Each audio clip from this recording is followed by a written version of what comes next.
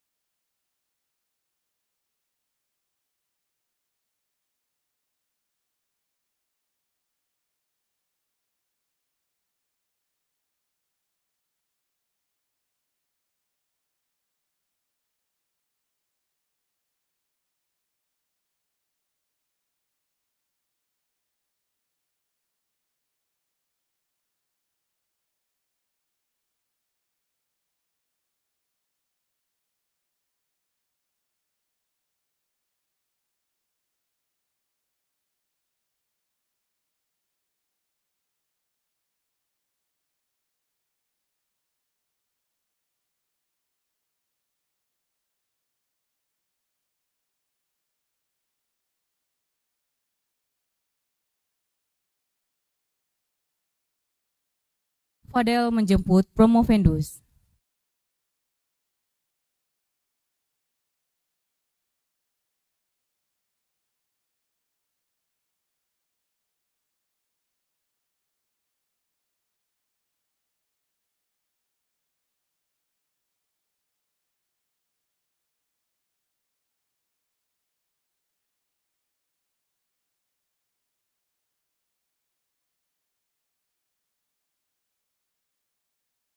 Assalamualaikum warahmatullahi wabarakatuh. Bapak Ibu yang kami hormati, puji dan syukur senantiasa kita panjatkan kehadirat Allah Subhanahu wa taala. Siang ini, program studi Doktor Pendidikan akan menyelenggarakan ujian promosi doktor bagi Promovendus Muhammad Ridho Nugroho. Ketua sidang dipersilahkan membuka sidang. Assalamualaikum warahmatullahi wabarakatuh. Bu Dr. Miriwati Mahyudin yang saya hormati, Pak Dr. Agus Suryanto, tim promotor, sekretaris penguji yang saya hormati, Pak Muhammad Ridho Nugroho dan hadirin sekalian yang berbahagia. Dengan mengucapkan Bismillahirrahmanirrahim, sidang promosi doktor bagi Bapak Muhammad Ridho Nugroho secara resmi dibuka.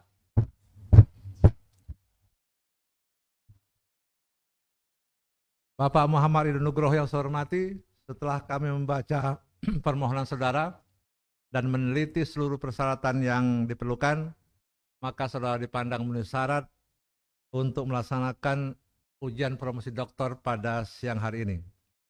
Kami akan mengajukan pertanyaan, bantahan-bantahan dan saran-saran terhadap disertasi saudara dengan judul Pengembangan Modul Interaktif Perilaku Hidup Bersih dan Sehat Siswa Sekolah Dasar. Apakah saudara siap diuji? Insya Allah siap, Prof. Baik. Sebelum saudara memaparkan disertasi, kami persilakan promotor atau co-promotor untuk membacakan riwayat hidup sekaligus memberi pandangan terhadap disertasi Promovendus. Silakan. Profesor Badni yang akan silakan.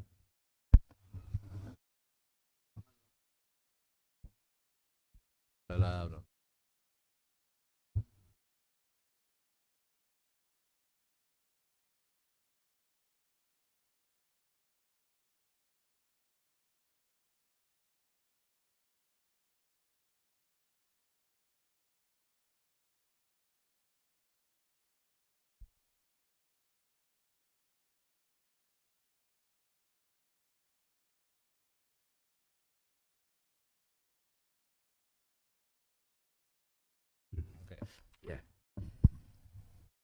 Beliau lahir pada tanggal 13 Juli 1978 di Lubuk Linggo, Sumatera Selatan. Status telah berkeluarga beristri satu yang bernama Hajah Ijo Mareta SKM dan memiliki 2 orang anak, 1 perempuan dan 1 laki-laki. Itu.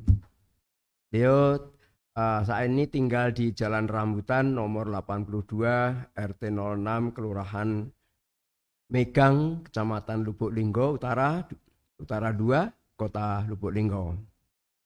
Riwayat pendidikan, beliau di SDN 13 Kota Lubuk Linggo, tamat tahun 1990, Pondok Pesantren Tawalib Padang Panjang atau MTS, tamat tahun 1994, dan SMA Adabiyah Padang, tamat tahun 1997.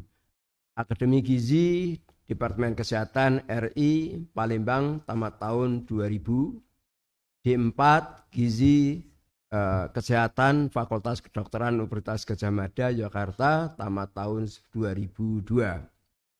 S2 Ilmu Kesehatan Masyarakat Fakultas Kesehatan Masyarakat Universitas Indonesia, tamat tahun 2019, dan S3 Ilmu Pendidikan Universitas Bengkulu pada tahun 2020 sampai sekarang ini.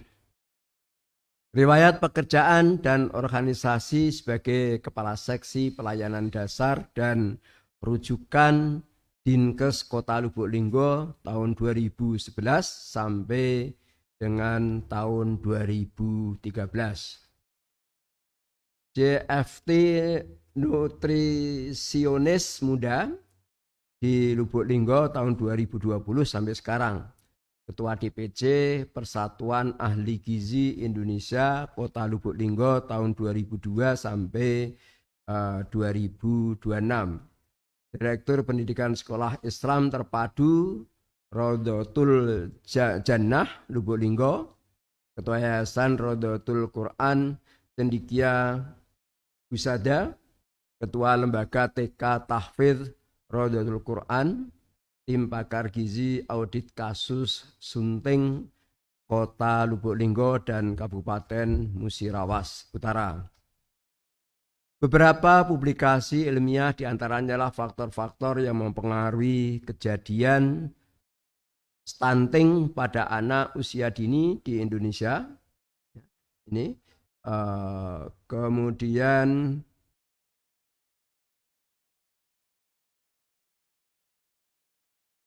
ini asupan vitamin B12 terhadap anemia megalopolistik pada vegetarian di Wihara Metria Hit Palembang. Ya, ini yang ada.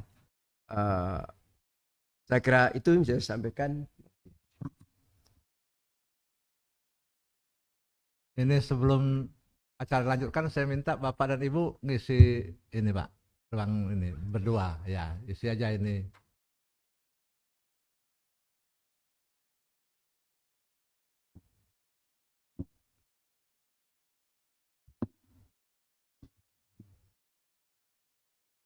Baik, selanjutnya kami persilakan Bapak Muhammad Ridho Nugroho untuk memaparkan disertasinya kira-kira 10 menit. Bismillahirrahmanirrahim. Assalamualaikum warahmatullahi wabarakatuh. Assalamualaikum warahmatullahi wabarakatuh. Alhamdulillahirabbil alamin. Assalatu wassalamu ala asrofil anbiya'i wal mursalin wa ala alihi wa sahbihi ajmain. Puji syukur kehadirat Allah Jalla wa ala yang telah memberikan kita karunia dan nikmatnya sehingga kita bisa berkumpul pada siang hari ini dalam ujian terbuka disertasi. Salawat serta salam kepada Rasulullah sallallahu alaihi wasallam. Yang saya hormati Ketua Penguji Profesor Dr. Sudarwan Danim, kemudian yang saya hormati Sekretaris Dr. Muhammad Kristiawan MPD, kemudian yang saya hormati promotor saya Profesor Dr. Badeni MA, dan juga yang saya hormati ko-promotor saya Dr. Eko Risdianto MCS, dan tim penguji yang terdiri dari yang pertama penguji ahli dalam yaitu Dr. Agus Trianto MPD, dan yang kedua penguji ahli luar perguruan tinggi Dr. Meriwati Mahyudin Magister Kesehatan Masyarakat. Baiklah, saya akan menyampaikan presentasi tentang disertasi yang telah saya kerjakan dengan judul Pengembangan Modul Interaktif Perilaku Hidup Bersih dan Sehat Siswa Sekolah Dasar. Sebagai pendahuluan daripada disertasi saya ini, bahwasanya PHBS merupakan kegiatan yang memberdayakan siswa, guru, dan masyarakat di lingkungan sekolah agar mereka mau melakukan pola hidup sehat. Dan manfaat PHBS ini adalah untuk menciptakan lingkungan yang bersih dan sehat sehingga proses belajar mengajar siswa dapat meningkat. Pemberdayaan yang dilakukan di PHBS ini di sekolah harus dilakukan secara terintegrasi dalam proses belajar mengajar, kurikuler, dan kegiatan ekstrakurikuler. Seperti yang kita ketahui, pada tahun 2045 nanti Indonesia akan berada pada puncak kejayaan 100 tahun kemerdekaan Indonesia. Sedangkan pada saat itu akan terjadi bonus demografi di mana usia kerja, angkatan kerja berada dalam populasi yang besar. Dan mereka adalah anak-anak yang sekarang sedang berada di sekolah dasar. Sekitar 23 tahun lagi Indonesia berada di 100 tahun kemerdekaan itu, anak-anak yang mengenyam pendidikan sekolah dasar pada saat ini adalah orang-orang yang produktif, orang-orang yang berada pada angkatan kerja. Sehingga penting sekali untuk memperhatikan bagaimana kesehatan anak-anak didik kita sekarang ini melalui peningkatan pemahaman mereka tentang kesehatan dan peningkatan perilaku mereka dalam kesehatan. Karena menurut penelitian dari Putri dan Yuristin tahun 2021 bahwasanya anak usia sekolah merupakan kelompok yang rentan. Sehingga anak ini harus mendapat perhatian yang lebih cukup. Kemudian seperti kita ketahui kasus stunting yang sedang banyak terjadi di Indonesia melalui survei studi status gizi Indonesia kita ketahui angka stunting Indonesia masih 18%. Maka dari itu pada remaja putri khususnya anak-anak ini mereka nanti akan mengalami yang masanya kehamilan. Maka dari itu mereka harus mengetahui perilaku hidup bersih dan sehat agar mereka bisa nanti hamil kedepannya nanti dalam keadaan yang tidak mengalami anemi. Kemudian sedikit menyinggung tentang anak-anak pada saat sekarang ini yang berada pada masa 4.0. Mereka adalah anak-anak yang beda dengan zaman generasi kita dahulu. Mereka disebut dengan digital native, di mana mereka lahir pada saat digital sudah ada. Sehingga membuat modul harus memperhatikan keadaan anak-anak sekarang. Observasi yang telah dilakukan di lapangan bahwasanya masih banyak institusi pendidikan yang belum menerapkan tatanan PHBS di sekolah. Kemudian penelitian dari beberapa peneliti juga bahwasanya penerapan PHBS ini masih di bawah angka 60%. Realita yang ada bahwasanya modul yang ada pada saat ini belum interaktif sehingga siswa tidak berminat atau tidak suka untuk menggunakannya, sehingga akan berdampak pada menurunnya tingkat kesehatan dan mengganggu konsentrasi prestasi siswa pada saat belajar. Idealnya yaitu adanya modul yang praktis dan menarik minat siswa, kemudian tersedianya sarana dan prasarana PHBS di sekolah, dan materi tersebut harus terintegrasi ke dalam mata pelajaran tematik. Sementara ini sudah ada modul yang dikeluarkan oleh Kemendikbud yang bisa diakses pada link berikut, dan modul inilah yang kami lakukan pengembangan. Sebagai dasar teori dari pembuatan modul ini atau penelitian itu yaitu menggunakan beberapa teori dari Jean Piaget bahwasannya anak usia sekolah dasar itu berada pada tahap operasional konkret. Kemudian menurut Erikson bahwasanya anak cenderung lebih aktif, kompetitif sehingga mereka menyukai aktivitas yang bersifat tantangan. Dan juga beberapa teori dari ahli-ahli seperti dari Thorndike yang menyatakan tentang teori-teori perilaku pada anak. Gap yang ada dalam penelitian ini bahwasanya tadi sudah diketahui modul yang ada pada saat ini cakupannya terlalu luas sehingga di lapangan belum terdapat peningkatan yang maksimal terhadap PHBS ini.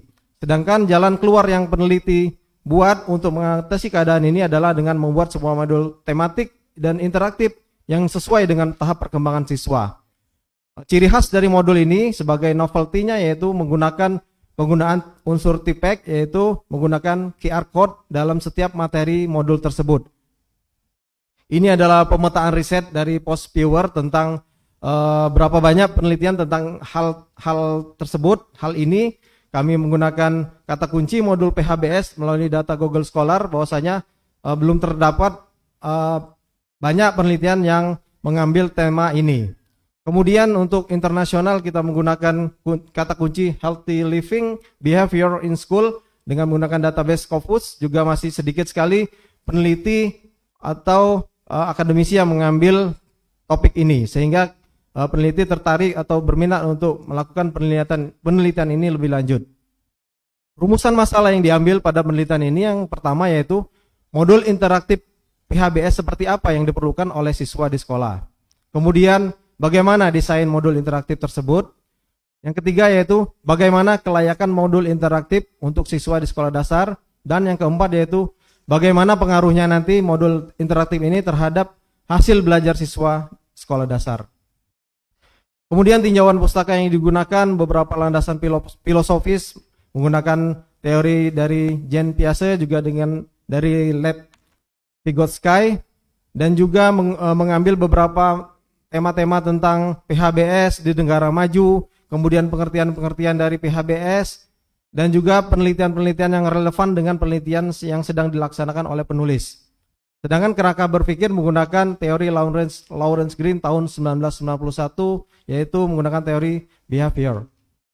Metodologi penelitian menggunakan metodologi R&D, Research and Development, menggunakan 4D Tyagarajan. Ini adalah tahapan-tahapan yang peneliti laksanakan pada saat penelitian ini. Kemudian subjek penelitian adalah siswa dari Sekolah Dasar Islam Terpadu Raudatul Jannah dan SD Muhammadiyah Lubuk Linggau. Penelitian telah dilaksanakan pada bulan Juli sampai dengan Desember tahun 2022.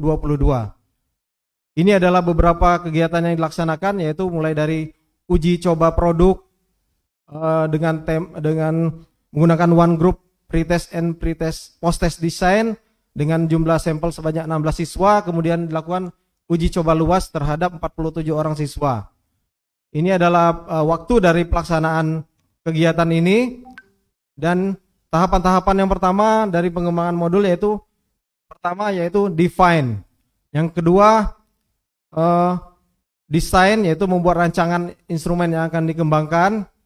Kemudian ini adalah desain yang dihasilkan dari tahapan kedua yaitu 11 indikator PHBS di sekolah yang telah dibuat ilustrasinya sehingga menarik minat siswa untuk mempelajarinya.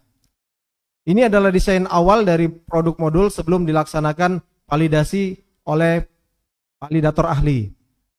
Kemudian tahap ketiga yaitu pengembangan atau development, yaitu membuat modul tersebut, kemudian membuat video dari modul, melaksanakan validasi ahli, melakukan revisi bahan ajar, dan melakukan uji coba terbatas. Ini adalah beberapa tahapan-tahapan dari pengembangan modul ini, mulai dari penyusunan, pembuatan rancangan, pembuatan video, kemudian pembuatan QR code yang akan disematkan ke dalam modul, dan ini adalah video-video dari setiap materi yang ditampilkan di dalam modul yang bisa diakses. Kemudian pelaksanaan validasi ahli oleh 9 orang validator yang terdiri dari ahli materi, ahli media, dan ahli bahasa. Kemudian dilakukan revisi bahan ajar setelah adanya validasi tersebut. Lalu dilaksanakan uji coba terbatas kepada 16 siswa di SDIT Raudatul Jannah. Tahap keempat atau tahap yang terakhir yaitu melakukan diseminasi atau penyebar luasan produk akhir modul. Pada tahap ini dilaksanakan uji coba luas terhadap 47 orang siswa di SDIT Raudatul Jannah dan SD Muhammadiyah. Kemudian di fungsi eksternal yaitu melakukan publikasi ilmiah terhadap hasil dari penelitian ini yang akan dipublish atau disubmit ke dalam jurnal ilmiah. Kemudian setelah tahapan-tahapan tersebut dilakukan analisis statistik dari uji-uji yang dilaksanakan, yang terdiri dari hasil validasi ahli, uji coba luas, uji coba terbatas, nilai sikap peserta didik, dan nilai respon orang tua dan guru. Untuk hasil dari validasi ahli didapatkan persentase rata-rata 80% ke atas, sehingga didapatkan kesimpulan bahwasanya modul yang dikembangkan baik dan tidak perlu direvisi. Kemudian ini adalah uji pilot sample test terhadap uji coba terhadap siswa, maka dilakukanlah pre dan post test pada saat sebelum menggunakan modul dan setelah menggunakan modul. Didapatkan bahwasanya nilai signifikansi 0,01 yang artinya terdapat perbedaan yang nyata antara hasil belajar sebelum dan setelah menggunakan modul. Kemudian nilai sikap peserta didik ini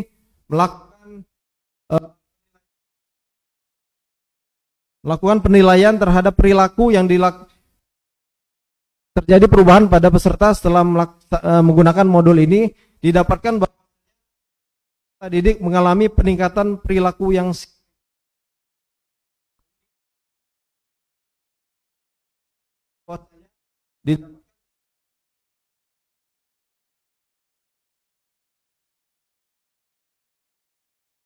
memiliki respon yang baik terhadap modul ini. Kemudian ini adalah video-video hasil penugasan siswa yang terdapat di dalam modul, kemudian channel YouTube sehingga siswa bisa melihat hasil dari tugas-tugas yang telah mereka buat. Ini adalah salah satu contoh videonya. Kemudian juga modul ini telah diterbitkan ISBN sehingga modul ini sudah bisa memiliki nilai yang baik sehingga untuk menghindari terjadinya plagiasi hak cipta terhadap modul tersebut. Nah, dari produk akhir modul ini bahwasanya diketahui pendidikan di sekolah diharapkan mampu mengubah perilaku siswa sehingga perilaku yang tadinya tidak sehat diharapkan menjadi perilaku yang sehat dan bertanggung jawab. Modul yang dirancang dalam penelitian ini didesain dengan materi yang praktis dan melibatkan peran serta siswa secara langsung atau menggunakan pendekatan konstruktivisme sehingga siswa memahami, mengalami langsung atas hal yang sedang dipelajarinya. Dan salah satu strategi yang mendorong perubahan perilaku pada siswa yaitu menggunakan metode permainan. Karena dengan permainan siswa akan lebih mudah untuk menyerap atau memahami apa-apa materi yang sedang dipelajari tersebut.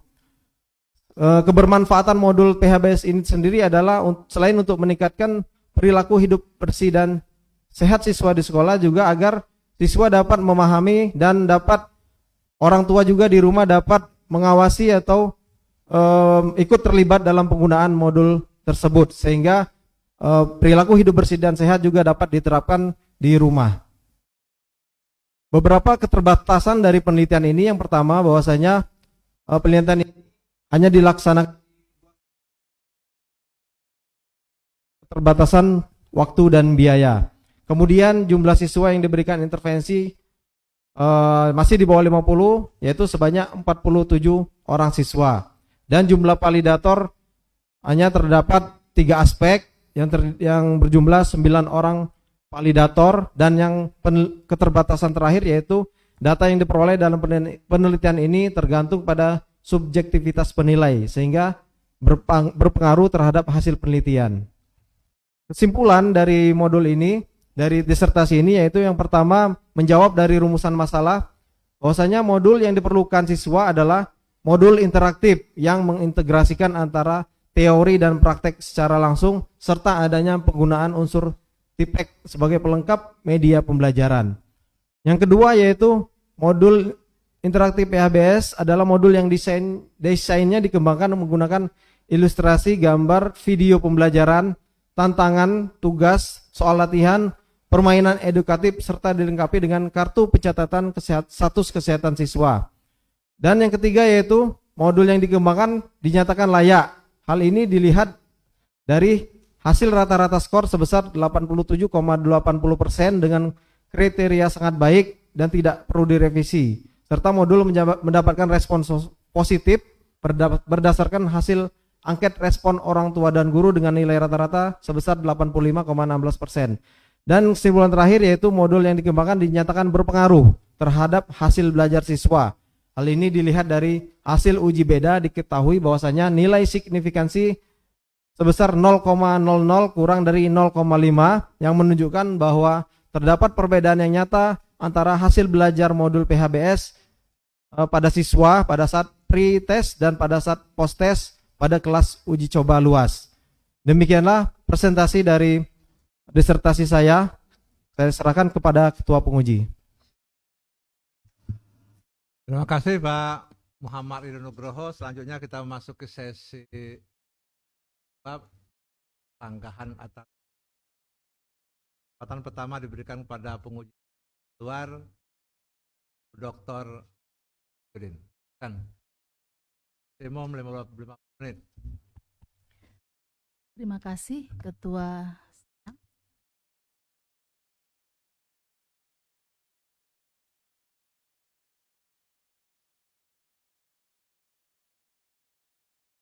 Ini modul sudah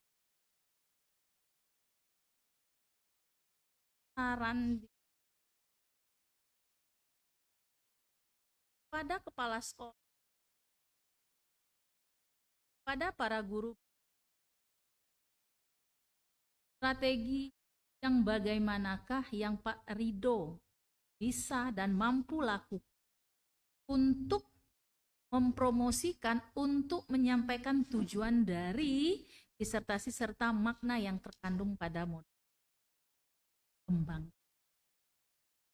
Yang kedua, PHBS itu cukup luas. Sekali lagi, perilaku itu tidak bisa kita lihat perubahannya dalam hitungan bulan, tahun, bahkan lebih lagi. Kita contohkan saja. Sampai sekarang tidak semua di tangan. Perilaku merokok di dalam rumah. Sampai sekarang orang kesehatan pun masih banyak berperilaku merokok dalam rumah. Padahal bisa berdampak kepada kesehatan keluarganya. Nah, dari sekian materi atau pokok, sesuai dengan strategi Bapak tadi, pasti punya skala prioritas. Sekarang kita tidak usah mimpi apa yang pasti Bapak bisa lakukan setelah Bapak keluar dari ruangan ini. Mungkin itu saja saya, Pak.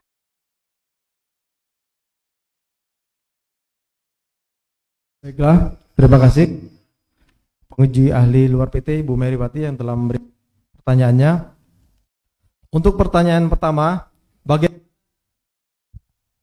bagaimana cara saya sebagai peneliti atau penulis modul ini untuk menerapkan modul ini ke dalam sekolah?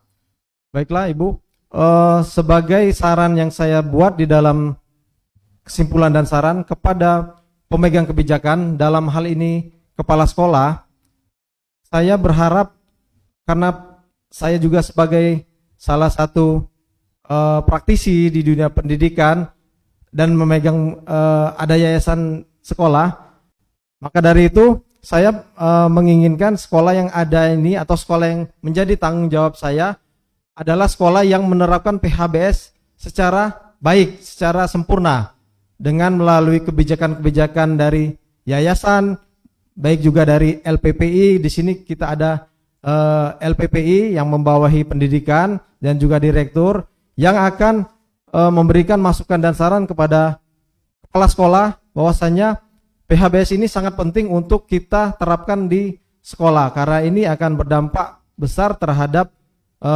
prestasi belajar siswa dan juga tingkat kesehatan siswa.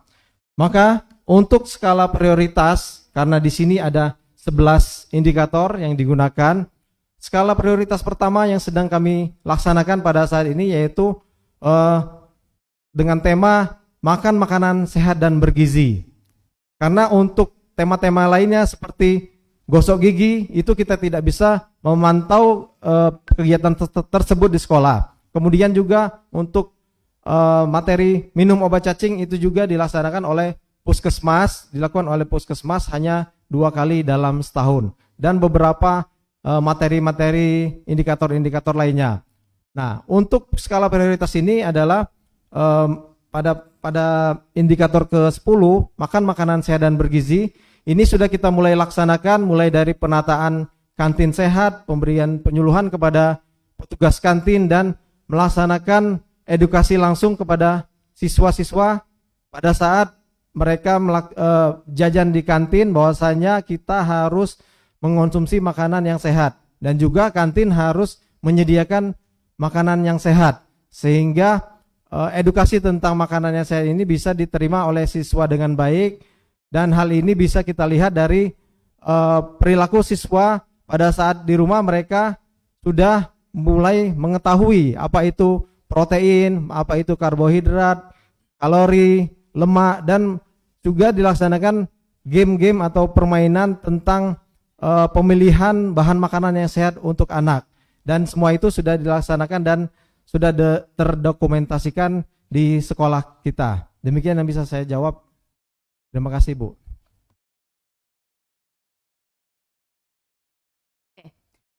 Saya setuju dengan jawaban Bapak. Skala prioritasnya adalah Bapak mengangkat konsumsi makanan.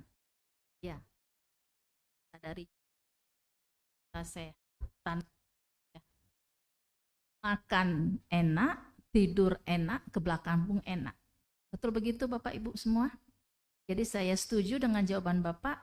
Nah, dari strategi Bapak sampaikan tadi, berarti yang mungkin dan pasti Bapak lakukan, Bapak jadikan sekolah Bapak skala role model. Saya setuju dengan jawaban Bapak. Kita tidak bisa meminta atau menyuruh orang lain seperti yang kita harapkan, tetapi kita membuat diri kita seperti orang lain yang harapkan, itu yang paling mungkin kita lakukan. Kita memberi contoh dulu. Ya, saya setuju dengan jawaban Bapak, skala prioritas itu. Nah, di saran 3 dan 4, penelitian lebih lanjut, ini sepertinya Bapak sarankan untuk teman-teman koleka ataupun untuk mengembangkan ini. Jadi pada kesempatan ini bukan saya promosi, tapi sekaligus Bapak bisa mempromosikan alma mater Bapak. Ini loh contoh dokter pendidikan. Dengan ini Bapak bisa banyak berbuat. Artinya Bapak akan mempromosikan kan, Bapak bisa begini dari mana? Saya kuliah di Prodi S3. Gitu kan Pak? Siap, Bu. Ya, Setuju. jadi ada hal yang dua Bapak promosikan. Good job, selamat dan sukses. Barakallah ilmunya, semoga menjadi ladang ibadah kita selama hidup di Amin. dunia dan akhirat. Terima kasih Pak Ketua dan sekali lagi sukses untuk Pak Ridho. Assalamualaikum warahmatullahi wabarakatuh. Waalaikumsalam. Warahmatullahi wabarakatuh. Selanjutnya diberi kesempatan pada Bapak Dr. Agus Trianto.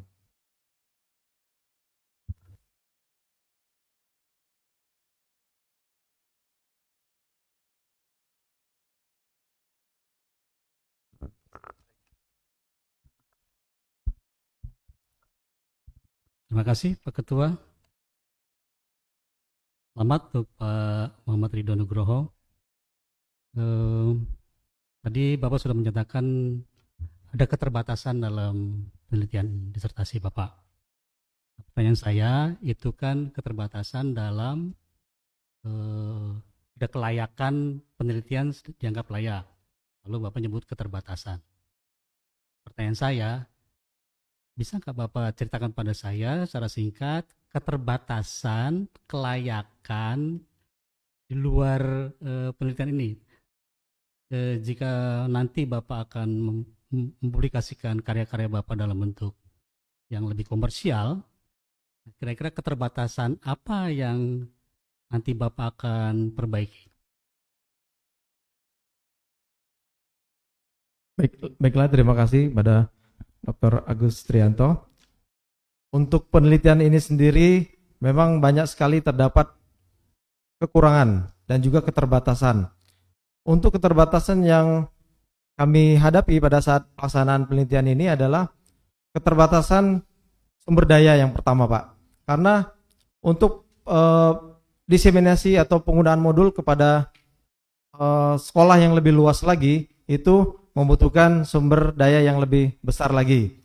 Maka dari itu untuk poin pertama ini adalah jika memang penelitian ini bisa dilanjutkan atau bisa diproduksi secara massal modul ini, maka itu akan lebih baik sehingga kebermanfaatan modul ini bisa lebih luas lagi dirasakan oleh siswa-siswa. Dan yang kedua, keterbatasan penelitian adalah pada saat ada tahapan uji validasi. Karena Maaf, yang seandainya produk Bapak ini akan dikomersialkan, lalu kalau kelayakan penelitian sudah anggap selesai, ya, apa yang harus dilakukan, Pak? seandainya produk ini akan dikomersialkan, yang pastinya produk ini karena banyak sekali kekurangannya, maka akan mulai dilakukan tahapan-tahapan paraphrasing dari kalimat-kalimat atau penggunaan kata-kata yang ada di dalam modul ini yang sesuai, yang efektif, sehingga bisa dicerna atau difahami oleh siswa. Karena saya mendapati juga bahwasanya terdapat beberapa istilah-istilah kesehatan atau istilah-istilah asing juga yang mungkin tidak dipahami oleh siswa. Di antaranya seperti sanitasi atau social distancing. Ini merupakan kalimat atau kata yang mungkin sulit untuk dicerna oleh siswa. Itu dari kontennya. Kemudian dari penampilan modul ini, karena ini modul sudah dilengkapi dengan video pembelajaran, yang saya inginkan untuk agar modul ini lebih sempurna adalah video yang ada pada modul ini harus dibuat video yang lebih profesional lagi. Karena pembuatan video ini kami akui juga mengalami keterbatasan karena tidak menggunakan tenaga ahli, menggunakan kemampuan yang ada, sumber daya sendiri untuk membuat video sampai bergadang, sehingga itu juga dikejar oleh waktu, sehingga hasil video ini belumlah maksimal sekali apabila produk ini akan dikomersialkan, sehingga videonya juga harus diperbaiki. Jadi siap untuk dipublikasi secara komersial. Insya Allah siap, Pak.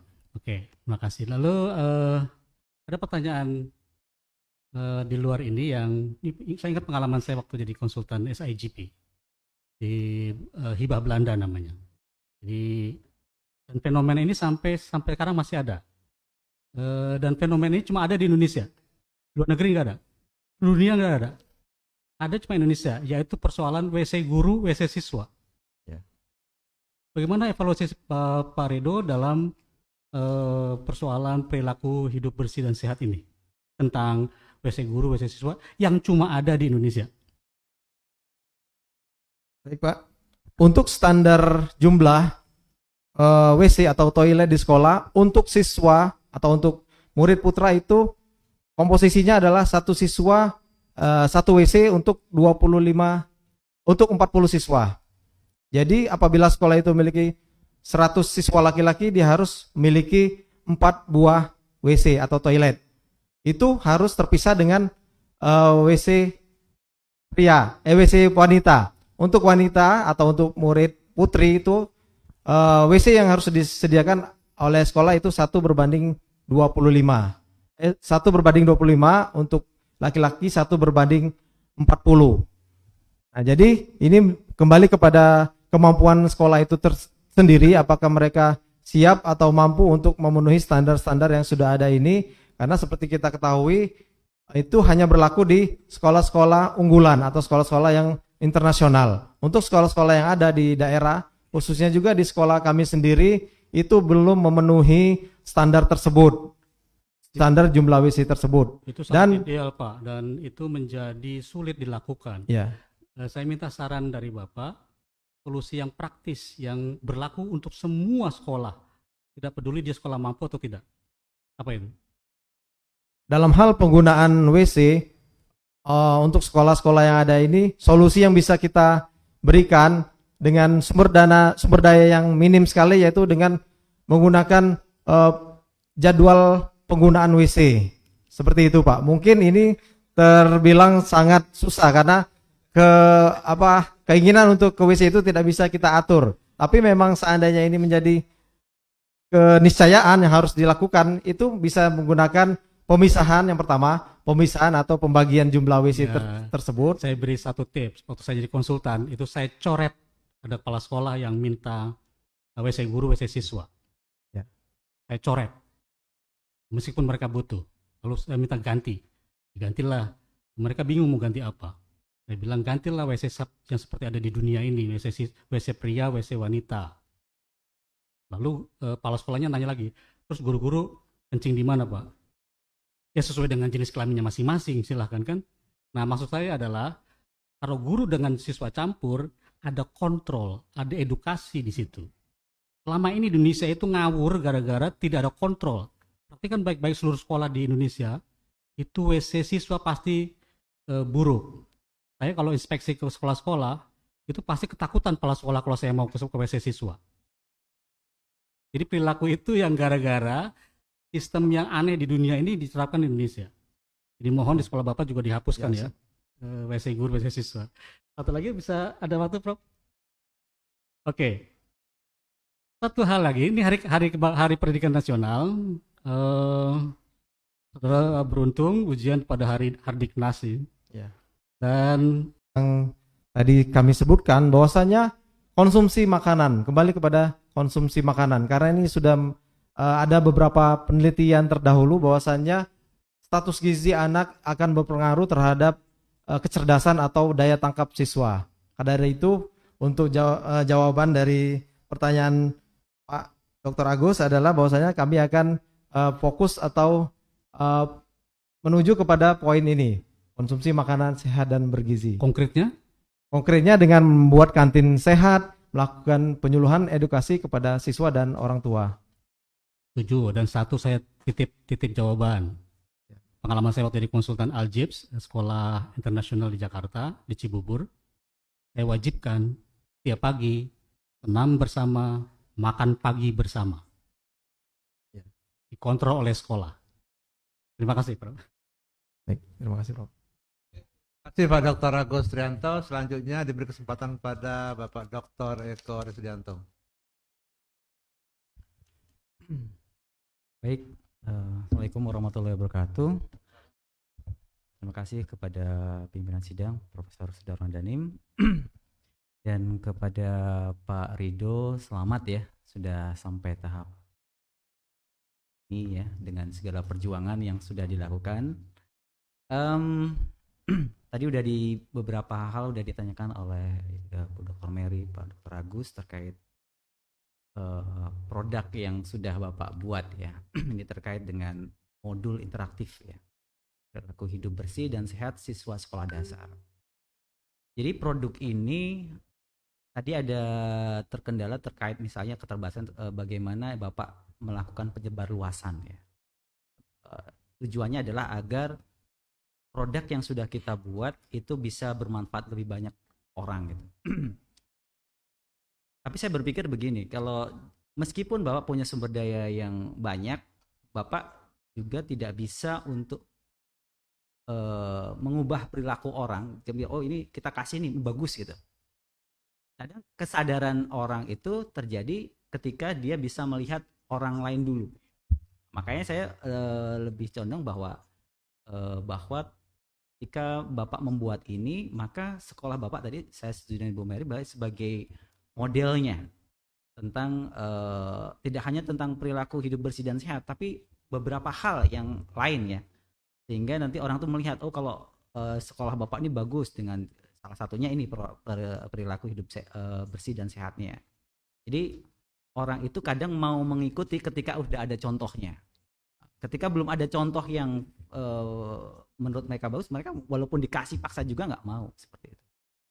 Nah, terkait dari yang disampaikan Pak Dr. Agus bahwa ini sudah layak belum untuk maksudnya sudah siap untuk dikomersilkan enggak?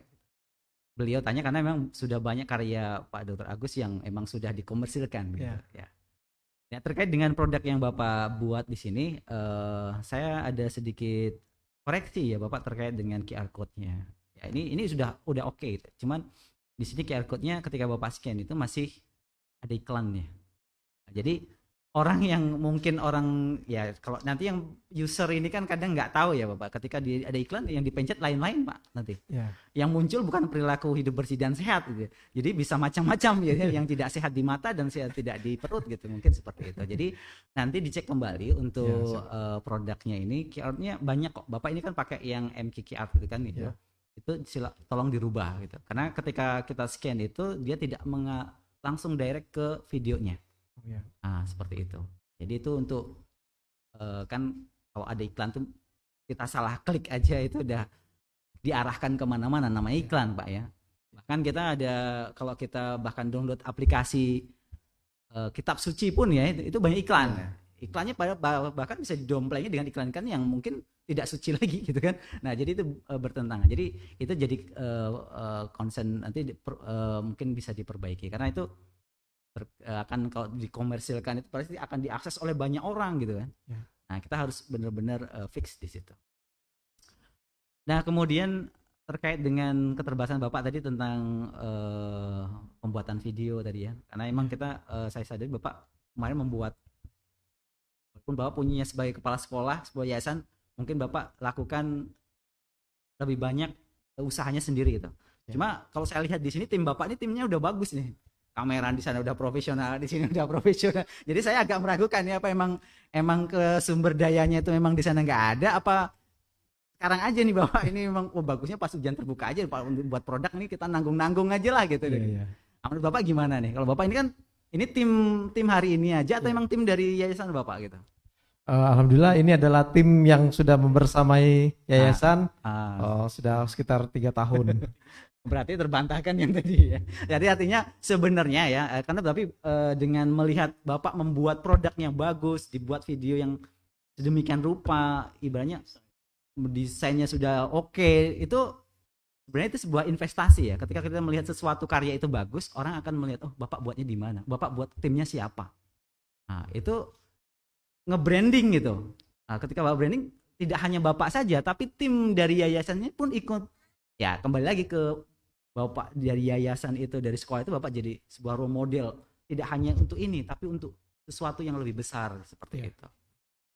Nah, ya ini saran ya. Jadi karena nanti kalau untuk urusan komersialisasi ini konsultannya sudah ada dan yang lain-lain tadi ada. Untuk sekolah beliau ya seperti itu. Nah, itu saran ya Pak. Ini pertanyaan gitu. Berikutnya pertanyaan. Kira-kira setelah Bapak sudah mencapai capaian yang kalau di pendidikan ini udah yang tinggi ya, di jenjang pendidikan doktor ini, Bapak step atau langkah berikutnya yang akan Bapak lakukan dalam waktu dekat seperti apa? Berkaitan dengan jenjang karir dan juga dengan keahlian Bapak. Kira-kira bisa disampaikan nggak? Ini kan bentuk, ini ujian promosi, berarti mempromosikan juga kan Pak. Karena kalau Bapak promosinya bagus, nanti Bu Dr. Mary meng-hire Bapak gitu. Jadi mungkin tim riset, kolaborasi dan lain sebagainya, karena beliau kan spesialis stunting ya, seperti itu gitu kan. Oke, silakan Pak Ridho. Baiklah, terima kasih Pak Eko atas pertanyaannya. Pada kesempatan ini sebelumnya saya ingin menginformasikan dulu bahwasanya saya sendiri adalah bukan seorang tenaga pendidik. Saya adalah memiliki jabatan fungsional analis kesehatan di Dinas Kesehatan. Untuk jenjang karir sendiri, pendidikan yang sedang saya jalani ini tidak linear, tentunya tidak linear. Dan untuk penjenjangan karir mungkin itu akan mengalami beberapa kendala yang saya hadapi. Namun inti dari keinginan atau niat saya untuk melanjutkan ke jenjang yang tidak linear ini adalah karena kecintaan saya terhadap dunia pendidikan ini sendiri. Karena selain juga ada sekolah yang membutuhkan SDM dan juga saya masih sedikit sekali ilmunya tentang pendidikan ini, maka dari itu untuk kedepannya mungkin saya untuk jenjang karir saya belum tahu untuk prediksinya ke depan. Namun karena ini adalah dunia pendidikan yang sedang dijalani juga, maka ini akan lebih ke dunia pendidikan itu sendiri, ke sekolah yang sedang kita kembangkan ini Pak. Demikian yang bisa saya sampaikan. Iya, Bapak dari riwayat hidup kan sebagai ketua yayasan. Yayasan itu bergerak di bidang pendidikan tidak Pak? Iya. Ya berarti sebenarnya Bapak juga sudah lama berkecimpung di dunia pendidikan seperti itu. Baru 3-4 tahun. 3-4 tahun. 3-4 tahun. Sampai tahap ini Bapak udah puas belum? Pada tahapan ini? Tahap ini Bapak udah saya ini sudah cukup lah gitu. Jadi ketua yayasan, ketua DPC, tapi apa tadi? Mungkin jadi ketua partai, mungkin jadi apa gitu, di ketua apa gitu? Ya, untuk ilmu itu sendiri seperti yang dikatakan oleh Umar bin Khattab bahwasanya ilmu ada 3 tahapan. Yang pertama, jika kita pada tahapan pertama kita akan merasa menjadi orang yang sombong. Apabila kita berada pada tahapan kedua, kita menjadi orang yang tawadu. Dan apabila kita sudah berada di tahapan ketiga, di dalam keilmuan itu kita menjadi orang yang tidak mengetahui apapun atau menjadi merasa orang yang bodoh. Nah, karena ini sudah selesai jenjang pendidikan S3 ini, saya adalah orang yang tidak tahu apa-apapun. Maka dari itu saya ingin terus belajar, meningkatkan kemampuan atau kompetensi semaksimal mungkin melalui media-media yang ada, walaupun tidak lagi mengenyam pendidikan. Seperti mertua saya sendiri sudah komplain kepada saya karena pada saat S2 saya meninggalkan anak dan istri di Lubuk Linggau untuk ke kota lain. Lalu S3 lagi, sehingga orang tua saya komplain kepada saya, nanti setelah S3 mau sekolah apa lagi? Seperti itu. Nah, jadi kebetulan pada kesempatan ini bahwasanya ilmu itu memang harus selalu kita kembangkan. Untuk kedepannya saya akan terus belajar, Pak. Belajar karena memang merasa belum cukup. Oke, baik. Kalau boleh izin Ibu mertuanya yang mana, Bapak? Bapak Najemi Bapak. ya, dan Ibu Mursimah. Ya. Jadi karena hasil komplain itulah kemarin saya ketemu Bapak itu kan selalu bawa istri kan? Ya, Nah, itu berarti itu dari hasil komplain, biar sekarang nggak ditinggalin, dibawa terus ya sekarang. Ya. Walaupun Bapak bimbingan dan sebagainya kan itu biasanya Ibu selalu ikut gitu. Ya. Oke, baik. Selamat buat Pak Rido, selamat sukses selalu buat keluarga. Mungkin itu saja Pak Ketua Pimpinan Sidang. Terima kasih. Baik, terima kasih Pak Dr. Eko Risdianto. Selanjutnya diberi kesempatan pada Profesor Dr. Badani MA. Silakan. Bismillahirrahmanirrahim. Pertama kali saya ucapkan selamat Pak Rido, sudah diambil untuk dinyatakan seorang yang memiliki gelar doktor. Namun tadi ada kekurangan sehingga tadi saya juga bertanya siapa mertuanya kan itu tadi. Siapa bapaknya yang ini belum dikenalkan dulu. Coba kenalkan dulu Pak. Izin Pak, saya perkenalkan dulu yang hadir pada hari ini. Ada mertua saya, Bapak Najemi dan Ibu Mursimah, kemudian istri saya yang tercinta, Ince Mareta, dan satu kantor juga sama saya Pak.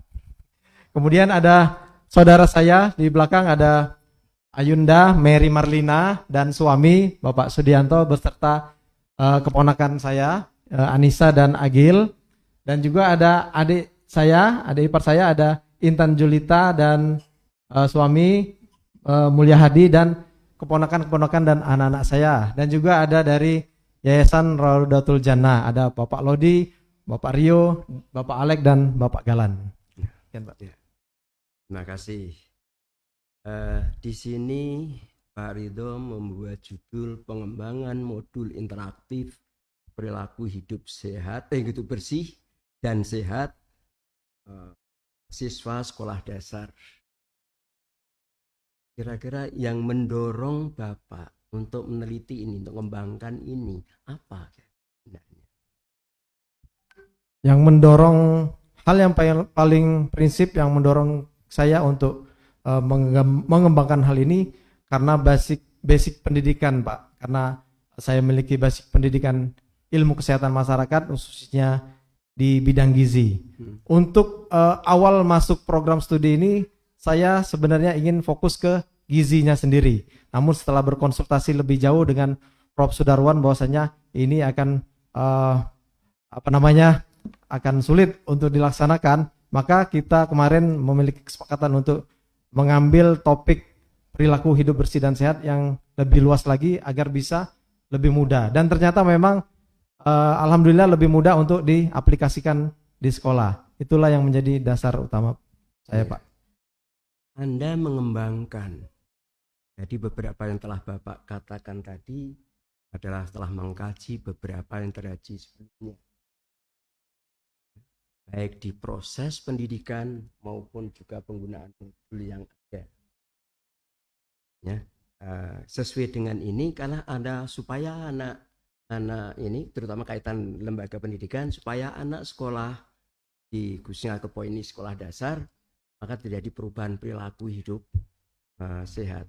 Selama ini gimana sih proses pendidikan supaya anak hidup sehat? Kalau tadi Bapak sudah mengatakan juga sudah dikatakan modul. Tapi di mana kok Bapak mengembangkan modul lagi?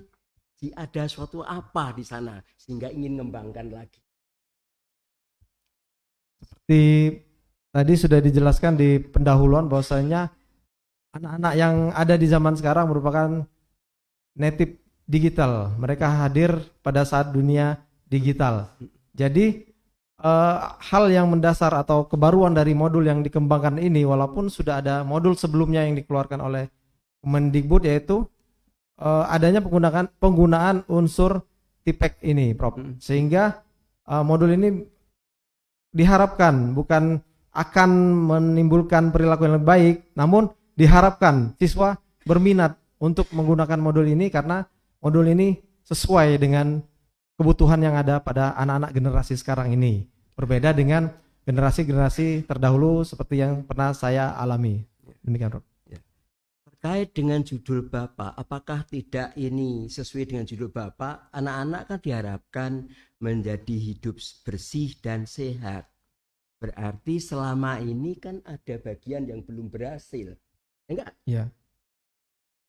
Apa penyebabnya yang belum berhasil?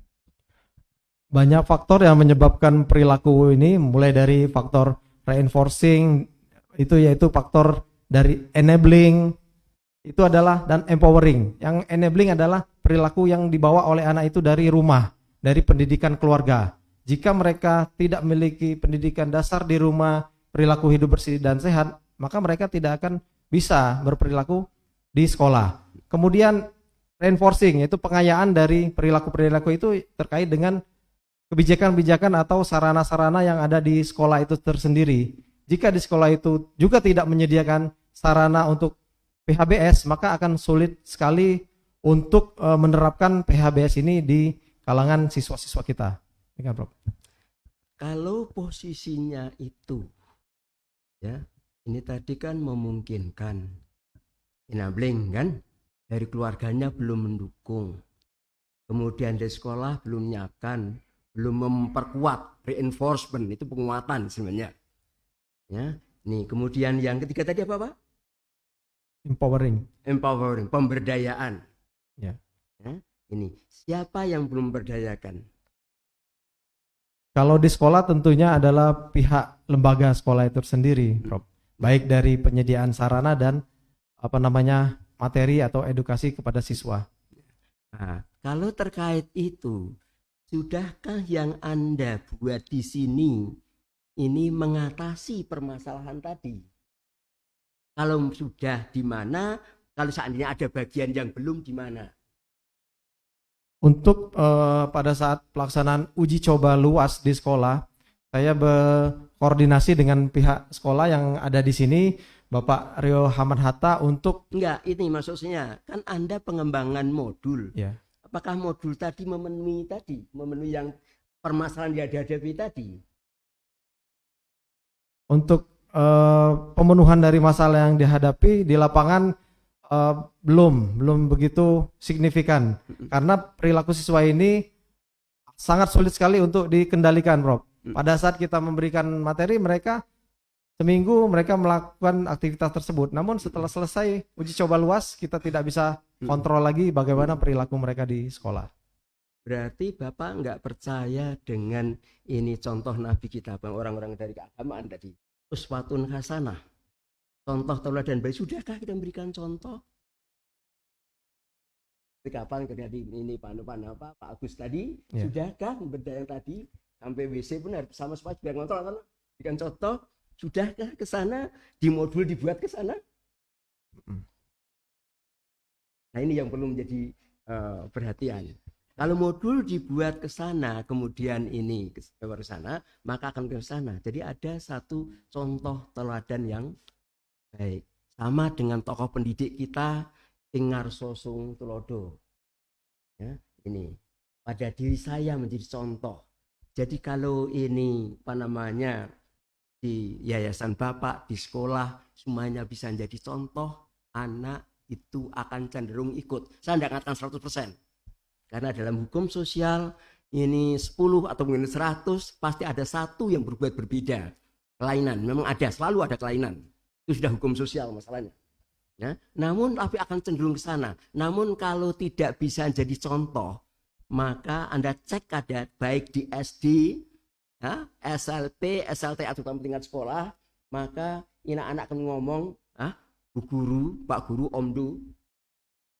Ya enggak? Ya. Nah, maka perilaku hidup sehat menjadi contoh dan digambarkan di dalam modulnya. Interaktifnya di sana, kalau Bapak tadi mengatakan belum interaktif dengan materi yang ada di sana. Ya, ini. Nah, tadi Bapak menggunakan teorinya Piaget sama Vygotsky. Ya, ini. Kira-kira dari kedua teori itu mendukung bagian mana dari proses pembelajaran ini? Dari kedua teori tersebut, di mana teori itu adalah menyangkut dengan teori konstruktivisme, bahwasanya pembelajaran bagi anak itu harus dialami langsung oleh anak, tidak hanya sebatas teori.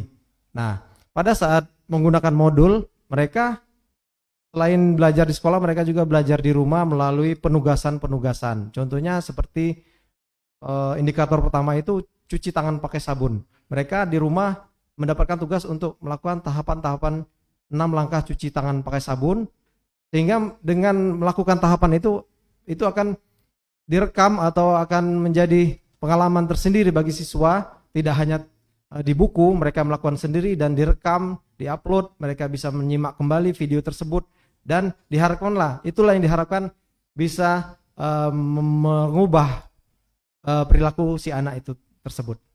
Apakah teori Piaget itu tidak mengatakan pokoknya sesuaikan dengan taraf perkembangan anak? Jadi seandainya ini terkait ini kesehatan yang bisa dilihat dilakukan oleh anak. Kalau sudah benar teorinya dipakai. Ya. Nah, interaktifnya di ini di Vygotsky itu nanti apa? Kasih penjelasan tugas melakukan, ya, ini setelah tugas melakukan kemudian dicek sudah bisa apa belum.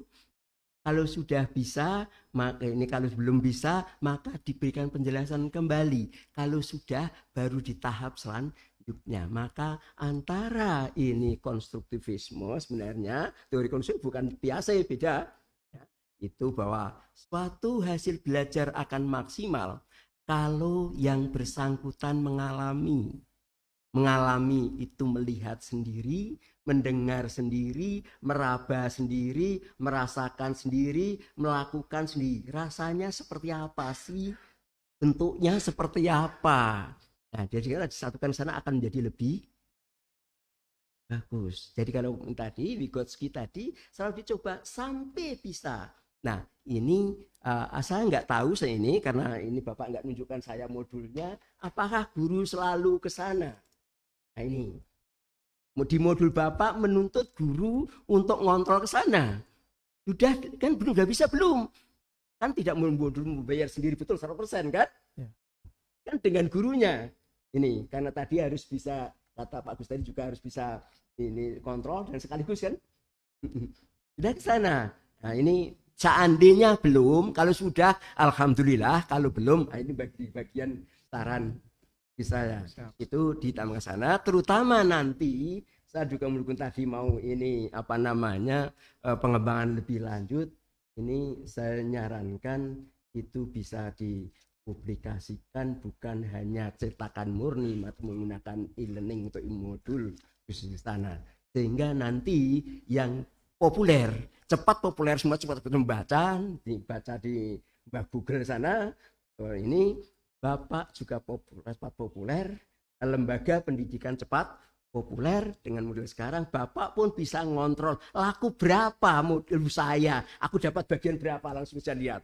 Nah, jadi percaya lembaga ini penerbitan sekarang mulai turun dengan adanya ambilan itu akan populer semua. Terus mau saran ke sana gitu. Siapa? Nah, itu saya kira itu yang menjadi perhatian. Kemudian tadi salahnya poinnya kan kurang praktis. Kurang praktisnya di mana? Modul sebelumnya.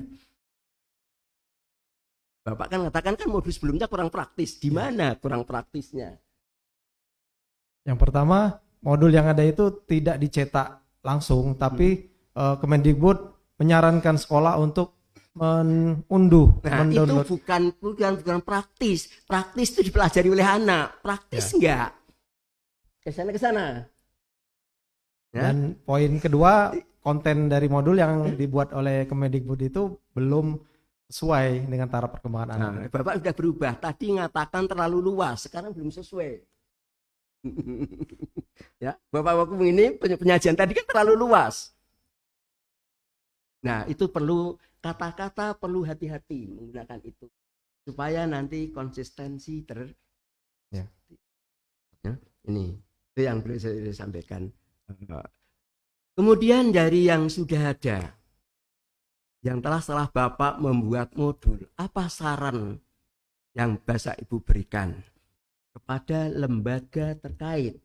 Nah, terutama ke Bapak juga termasuk ini dedengkotnya yayasan, apa yang harus Bapak lakukan? Nah, ini sarannya kepada anak buah di yayasan itu. Lebih lanjut lagi supaya populer itu akan lebih bagus, itu disarankan lagi ini rekomendasikan kepada dinas yang terkait. Karena ini pendidikan di sekolah, maka ke dinas kerjasama dengan dinas kesehatan. Itu perlu saran saya. Ya, ini. Saya kira itu yang bisa saya sampaikan. Masih. Ya, makasih Prof. Terima kasih Prof. Badani. Selanjutnya diberi kesempatan pada Bapak Dr. Muhammad Kristiawan. Beliau ini penguji sekaligus sekretaris. Silakan. Baik, terima kasih banyak Bapak Ketua Sidang. Assalamualaikum warahmatullahi wabarakatuh. Waalaikumsalam warahmatullahi wabarakatuh. Yang kami hormati Profesor Dr. Sudarwan Danim selaku Ketua Sidang, Profesor Dr. Badani, kemudian ada Ibu Dr. nama lengkapnya ini Ibu Meriwati Mahyudin. Ini sekaligus istri Bapak Profesor Dr. Sudarwan Danim, Bapak Ibu. Sibuk di bidang kesehatan. Kemudian ada Bapak Dr. Agus Rianto dan Bapak Dr. Eko Risdianto MCS. Baik, selamat kepada Pak Ridho Nugroho. Pertama, saya mau mencoba memberi kritik terhadap mungkin sinopsis, mungkin isi disertasi dari Pak Ridho. Saya coba cek QR itu tidak semuanya bisa diakses. Kode-kode yang Bapak share di sinopsis ini seperti mencuci tangan dengan air mengalir, itu ketika saya cek QR-nya nggak muncul. Kemudian mencuci tangan saja, materi mencuci tangan nggak muncul. Tapi kalau cacing apa nih, bersih dengan obat cacing, oke lah muncul ya, materi kebersihan oke muncul. Jadi diperiksa kembali apakah QR ini bisa diakses atau tidak. Jadi saya coba tadi banyak yang tidak muncul. Baik, yang berikutnya tadi Bapak menampilkan Force Viewer. Bapak Ibu, Force Viewer ini sekarang lagi tren. Di beberapa international journal itu sekarang pakainya Force Viewer. Jadi Force Viewer itu lagi tren di dalam publikasi. Cuman saya tidak melihatnya di disertasi Pak Ridho apakah muncul, karena di sinopsis saya tidak melihatnya.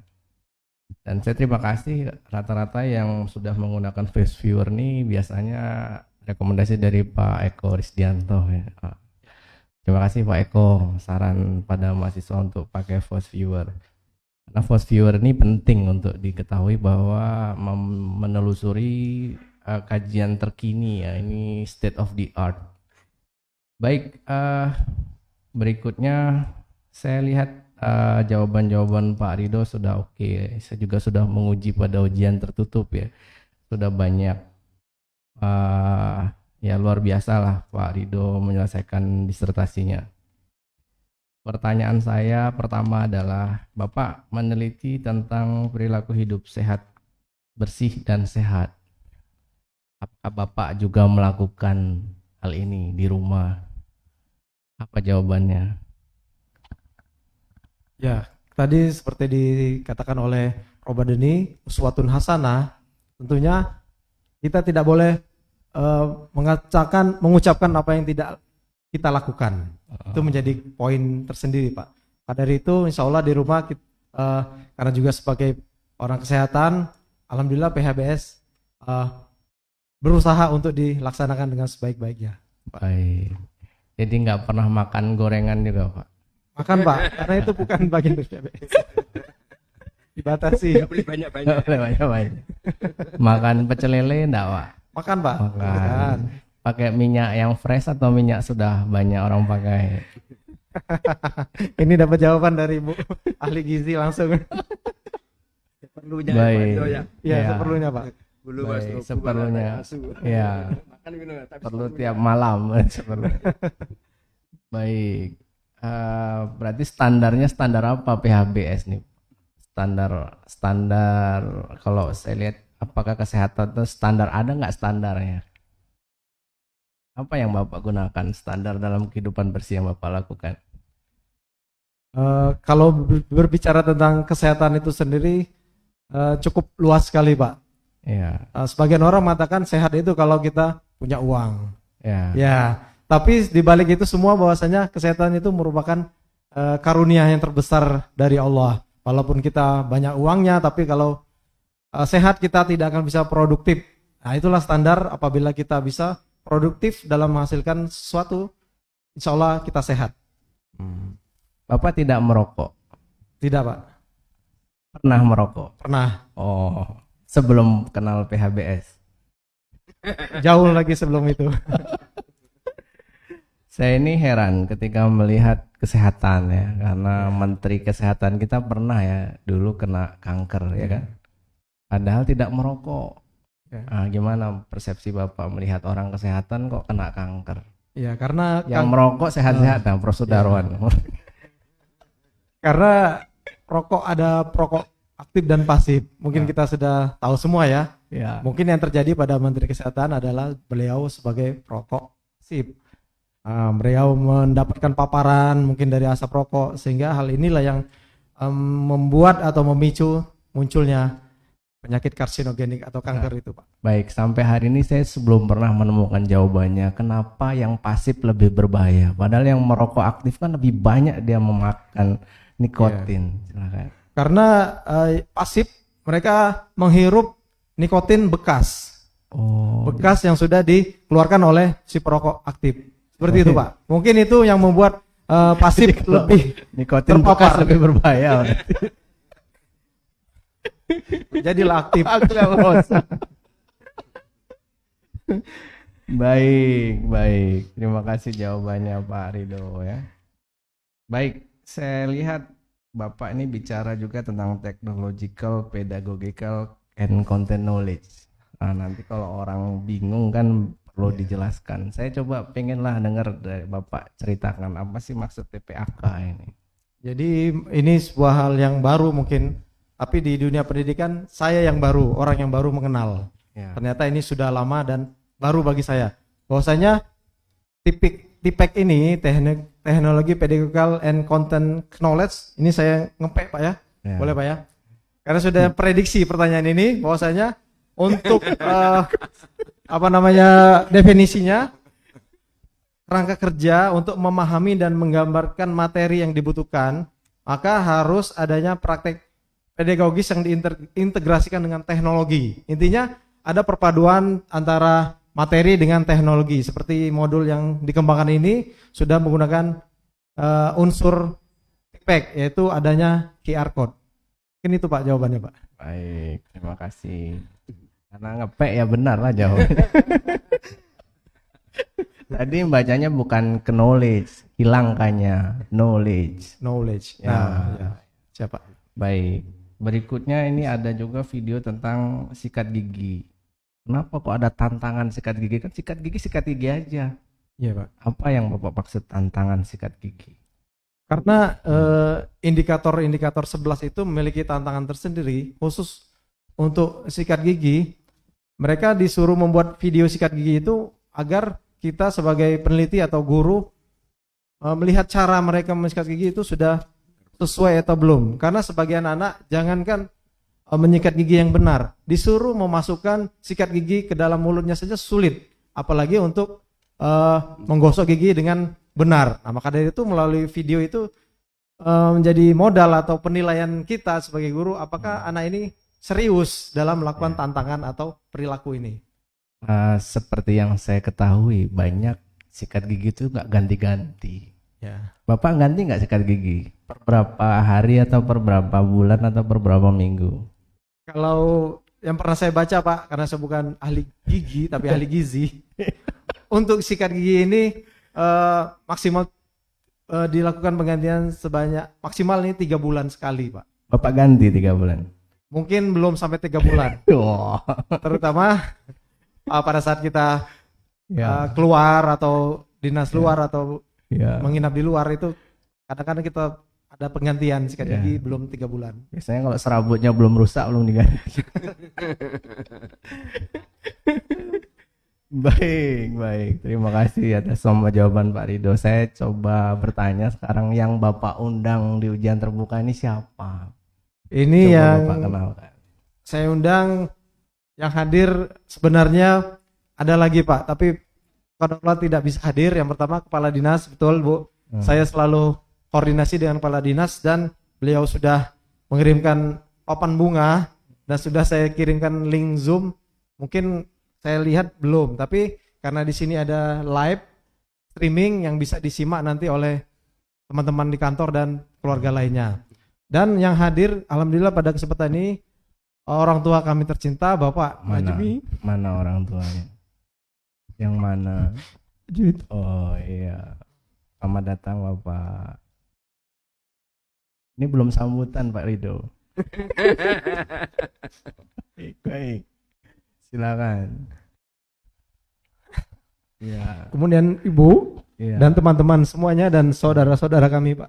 Ya, mana saudara-saudaranya? Ada adik ipar saya Mulia dan Intan. Oh iya. Udah dokter belum ada iparnya? Beliau sedang ikut tes perwira Pak, tapi Oh. belum lulus Pak. Ya. Mudah-mudahan ada semangat sampai S3 ya. Ya, silakan. Dan Terus juga saudara saya, ayu saya Bidan Mary, beliau juga di puskesmas, berdinas di puskesmas, dan suaminya Bapak Sudianto yang sudah purna tugas di PT KAI. Dan ada istri saya yang saya bawa. Mana istrinya? Ini Pak, Oh. baru 1 Pak. Oh iya. Baru 1. Awas, hati-hati Bu. Biar saya nggak nangis Pak. Ya. Kemudian teman-teman saya di yayasan yang supporting sistemnya alhamdulillah sangat baik sekali Pak, karena mereka hadir sini ada yang pakai motor Pak. Wah. Padahal beliau punya mobil 2 Pak, punya ruko, tapi dia kesini naik motor. Saya yang agak curiga Pak, apa dia datang naik motor sini? Pak Lodi Pak. Oh Gitu, iya. Pak. Selamat datang Ya. Pak Lodi. Demikian Pak. Yang lain enggak ada lagi, yang di belakang enggak ada ya? Nah teman-teman kami Pak, yang kami satu Ya. angkatan ini ada Oh. Pak Purdianto. Selamat datang Ya. Pak Pur, saya baru lihat. Ada Pak Letkol Purdianto. Oh. Kemudian ada Pak Dr. Nipriansa. Oh. Beda manggilnya ya. Kalau Pak Letkol tadi belum dokter ya. Besok Ya, mungkin ya. Pak. Kemudian ada kandidat doktor Bapak Muklis. Oh. Semoga cepat ngejar Pak Muklis. Kemudian ada Ibu kandidat dokter Eva. Oh. Ada dokter Aziza yang Oh, iya. masih fresh. Oh, ya. Kemudian ada cukup Pak. Oh, udah cukup. Ya. Yang sebelah sini bukan siapa-siapa. Ini saudara tadi Pak yang, Yang di belakang-belakang itu. Iya. Iya, saudara saya Pak. Oh iya. Iya. Baik, terakhir pertanyaan saya. Jika ada filosofi, ada implementasi, sampai ada namanya dedikasi, Bapak ini mau dedikasikan untuk apa dan untuk siapa disertasi Bapak ini? Jika memang harus didedikasikan, yang pertama yaitu saya dedikasikan kepada Sang Pencipta ya Pak. Karena tanpa adanya kuasa dari Allah, tidak mungkin kita dapat melakukan hal sekecil apapun, bahkan untuk membalikkan telapak tangan. Itu adalah prinsip yang kita pegang. Kemudian dedikasi kedua selain kepada Sang Pencipta juga kepada agama. Karena kita adalah umat muslim, apapun profesi kita, apapun jabatan kita, semampunya kita harus berkontribusi terhadap dakwah atau terhadap agama ini. Kebetulan karena kami di bidang pendidikan, maka melalui disertasi ini saya ingin berdampak terhadap pendidikan yang ada di sekolah kami, khususnya perilaku anak-anak itu. Mungkin juga bisa dikaitkan atau diintegrasikan dengan pelajaran materi-materi agama seperti yang disampaikan oleh Prof. Badeni, mungkin tentang cuci tangan juga sudah diajarkan di dalam agama Islam, tentang makanan bergizi juga sudah ada di dalam Quran surat Abasa, di mana Allah berfirman, "Falyanzuril insanu ila ta'ami." Maka hendaklah manusia itu memperhatikan apa yang dia makan. Ini merupakan poin atau indikator dari salah satu PHBS ini, Bu. Ini Pak Kris, demikian Pak. Baik, terima kasih, luar biasa. Saya senang dengan seluruh jawaban Pak Ridho. Saya kembalikan kepada Bapak Ketua Sidang. Saya akhiri. Wassalamualaikum warahmatullahi wabarakatuh. Assalamualaikum warahmatullahi wabarakatuh. Baik, saya terakhir. Ini selamat Pak Ridho. Terima kasih, Pak. Saya skep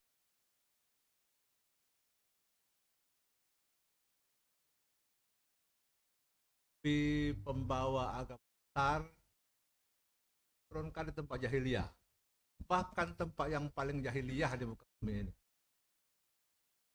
Tujuannya untuk membawa perubahan sekaligus menunjukkan kehebatannya. Tapi di kita ini di mana-mana ada dakwah. Iman, belajarlah,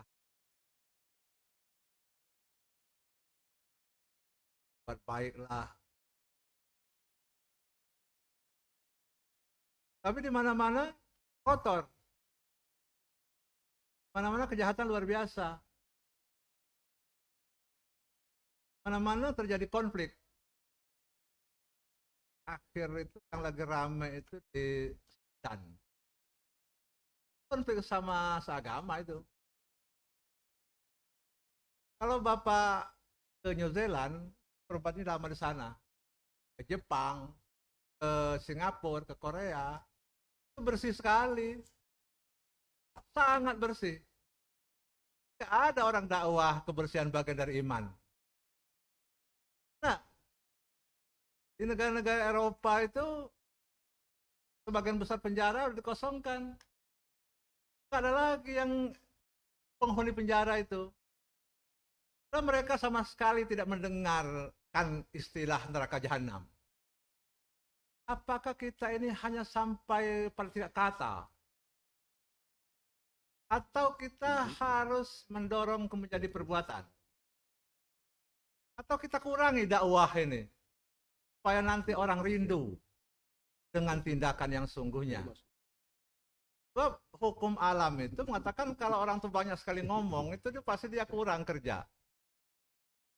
Orang yang banyak bekerja itu justru kurang ngomongnya, kecuali penceramah. Kan begitu. Gimana itu Pak Ridho?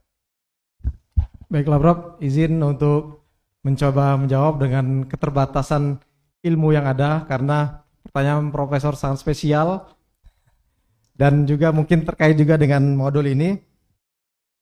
Untuk data sendiri Prof, mungkin kita harus update atau melihat kembali data-data tingkat kriminalitas di beberapa negara, khususnya negara-negara, maaf di sini mungkin negara-negara non-Muslim.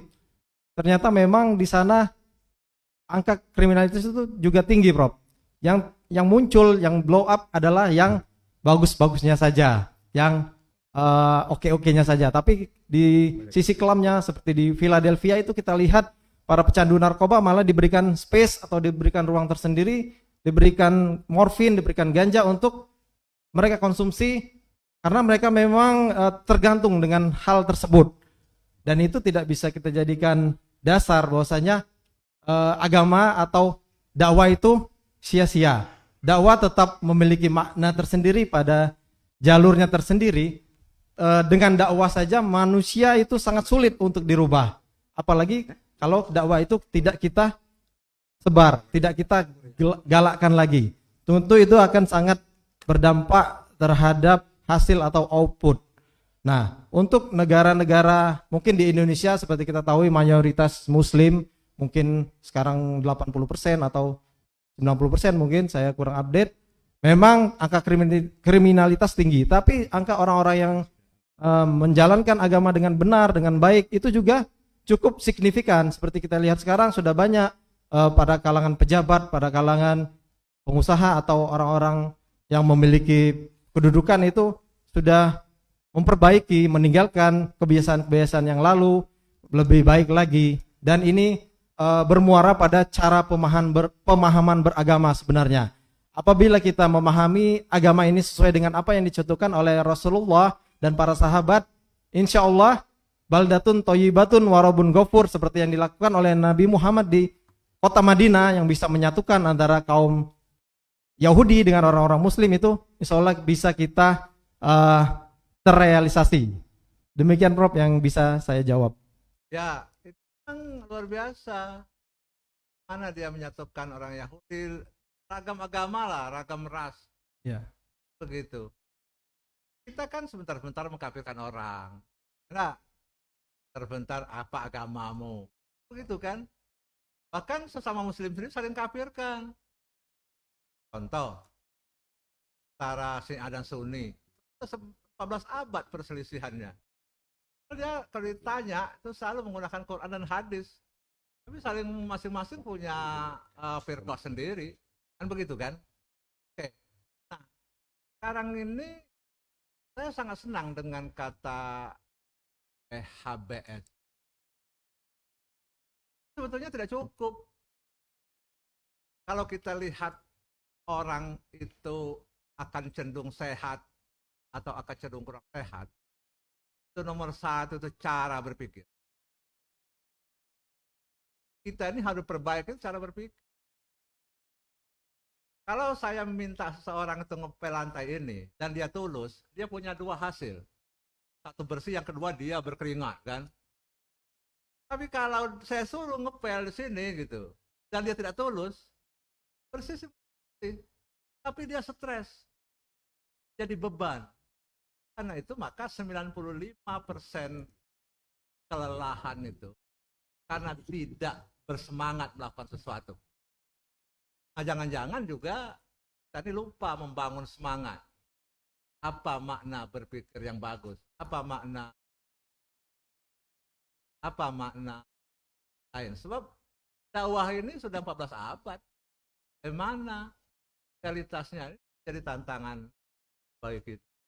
Apakah modul Bapak itu juga menyentuh bagaimana orang mengubah cara berpikir?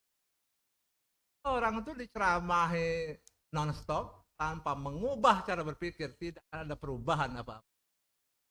Perubahan cara berpikir itu yang menjadi syarat untuk melakukan segala sesuatu. Nah, di mana di modul Bapak itu yang cenderung mengubah cara berpikir selama ini bahwa cenderung sehat, cenderung kurang bersih. Kalau hanya dengan cara berpikir semacam itu, saya akan bisa berperilaku hidup tidak sehat. Silakan, Pak. Terima kasih Prof. Karena sasaran dari modul ini adalah anak-anak SD, untuk menerapkan atau menyuruh mereka untuk memiliki cara berpikir, kami sebagai peneliti sangat kesulitan Prof. Namun yang bisa kita kerjakan dari modul ini adalah penanaman seperti yang disampaikan Prof. Badani adalah contoh kepada anak itu tersendiri agar mereka bersemangat dalam melakukan hal-hal yang bermanfaat bagi si anak tersebut. Kebetulan kita di Sekolah Islam Terpadu itu selalu memberikan hadis-hadis tentang hal-hal yang bermanfaat, diantaranya yaitu tentang hadis ihris ala ma yanfa'uk wasta'in billah wala ta'jas, yang mana artinya bersungguh-sungguhlah kalian terhadap hal yang bermanfaat bagi kalian. Nah, PHBS ini adalah hal yang bermanfaat. Mereka cuci tangan, tangannya akan bersih, mereka gosok gigi. Itu juga ada hadisnya tentang keutamaan dari bersiwak. Nah, inilah yang menjadi komponen-komponen yang digabungkan menjadi satu modul, sehingga kami berharap modul ini bisa menanamkan perubahan perilaku. Mungkin kalau cara berpikir untuk anak SD perlu dilihat lebih lanjut apakah mereka sampai pada tahapan itu. Ya, oleh karena itu maka kontinu menjadi penting. Orang bisa mengatakan bahwa Korea baru, Jepang itu. Kalau kita melihat, membaca sejarah bagaimana Jepang itu menegakkan disiplin lalu lintas, puluhan tahun lah, nongkrong polisi sampai orang benar-benar sadar gitu. Sekarang aja kalau kita pergi ke negara-negara, harus nggak akan ada itu polisi di pinggir. Yang dia lakukan itu adalah karya dia puluhan tahun lalu. Bahkan itu seperti apa Bapak punya keyakinan bahwa apa yang Bapak gagas ini akan continue diimplementasikan di masyarakat, terutama oleh peserta didik sendiri. Yang terakhir, silakan Pak. Untuk kontinuitas atau keberlangsungan dari program atau modul dari anak-anak tersebut, karena ini adalah modul bagi anak kelas 5 SD pada saat sekarang ini, maka untuk kontinuitas itu adalah memberikan modul ini setiap tahun kepada anak kelas 5 saja. Karena untuk anak kelas 1, kelas 4 atau anak kelas bawah itu sulit. Nah, ini menjadi tantangan juga bagi LPPI pada saat pengadaan buku paket itu harus ya dalam tanda kutip, bukan karena ini adalah buku produk sendiri, tapi ini menjadi buku wajib yang harus dimiliki oleh siswa kelas 5 agar ini ada keberlangsungan atau keberlanjutan, dan juga tentunya adanya dukungan kebijakan dari sekolah agar PHBS ini terus atau diperhatikan. Demikian Prof. Baik, terima kasih. Dengan selesainya pertanyaan serta bantahan dari saudara pada dan kita pada mengantar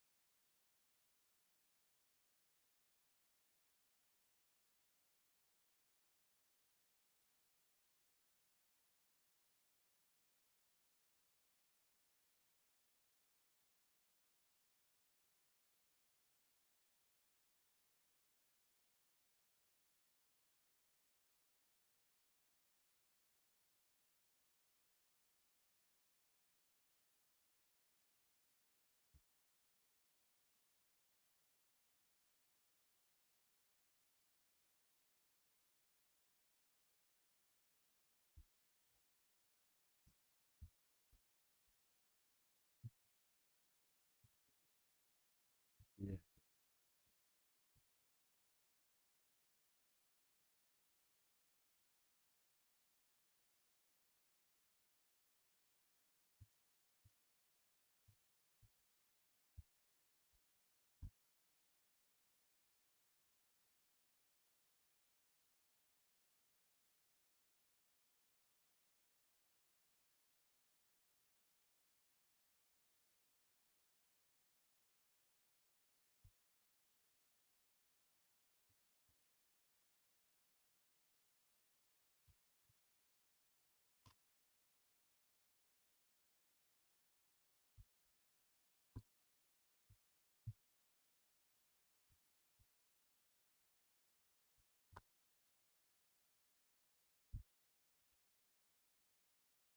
Sidang promosi doktor dilanjutkan.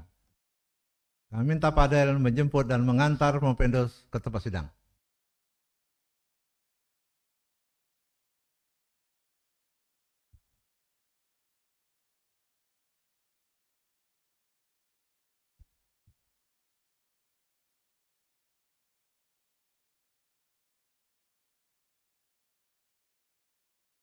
Bapak Muhammad Ridho Nugroho yang saya hormati, setelah panitia ujian promosi doktor, program studi doktor pendidikan FKIP Unip memperhatikan isi disertasi dan mengikuti seluruh proses ujian yang berlangsung, kami memperoleh kesimpulan bahwa Bapak dapat mempertahankan disertasi dengan baik. Untuk itu kami memutuskan memberikan gelar doktor pendidikan dengan konsentrasi teknologi pendidikan dengan nilai 3,94 dengan predikat dengan pujian atau cum laude. Dr. Muhammad Ridho Nugroho yang terpelajar, saudara merupakan dokter yang ke-58. Atas nama panitia, kami mengucapkan selamat kepada saudara sehubungan dengan gelar baru yang saudara peroleh. Dengan ini, saya serahkan surat keterangan yang menjadi hak saudara sebagai bukti lulus dan sekaligus memasangkan selempang sebagai bukti pelepasan. Para penguji dimohon berdiri.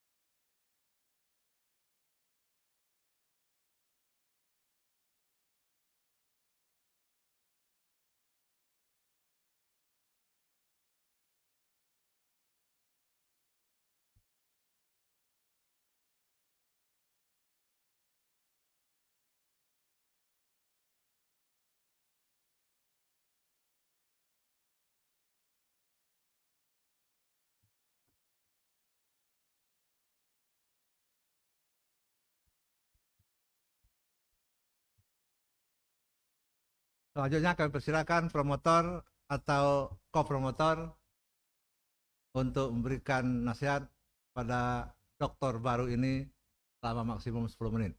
Silakan.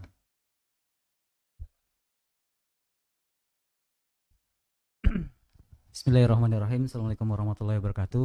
Waalaikumsalam warahmatullahi wabarakatuh. Alhamdulillahirrahmanirrahim. Segala puji bagi Allah. Pada kesempatan yang menjelang sore ini, Bapak Dr. Ridho telah melewati serangkaian perjalanan dalam menempuh pendidikan dan sampai tahap ini sudah mencapai gelar doktor. Kami mewakili program studi pendidikan doktor pendidikan Universitas Bengkulu berpesan kepada Pak Dr. Ridho bahwa pencapaian yang telah dicapai Bapak hari ini adalah merupakan titik awal Bapak untuk melewati perjalanan yang nanti ke depan yang mungkin semakin besar tantangannya dan tanggung jawabnya juga semakin besar. Semoga Pak Ridho selalu rendah hati dan hal-hal yang mungkin kurang atau kurang berkenan selama dalam perjalanan Bapak menempuh studi ini mohon ditinggalkan, dan kemudian Bapak mohon untuk memberikan kebaikan-kebaikan ataupun hal-hal yang baik untuk disebarluaskan di masyarakat luas. Semoga Pak Ridho semakin sukses, dan kita sangat mengharapkan kontribusi Pak Ridho sebagai alumni untuk terus berkarya dan juga berkolaborasi dengan rekan-rekan yang ada di luar dan ataupun juga di Universitas Bengkulu. Semoga Pak Ridho dan Bapak bisa juga memberikan semangat buat teman-temannya yang mungkin belum sampai pada tahap ini, dan untuk mencapai kesuksesan yang bisa Bapak capai pada tahap ini. Mungkin itu saja, saya akhiri. Wassalamualaikum warahmatullahi wabarakatuh. Assalamualaikum warahmatullahi wabarakatuh. Kesempatan berikutnya diberikan kepada Bapak Dr. Muhammad Ridho Nugroho, ST, MKM, untuk memberikan sambutan, ucapan terima kasih, atau apapun juga yang diperlukan disampaikan dalam kerangka pengakhiran sidang ini. Silakan. Izin berdiri, Prof. Ya, silakan.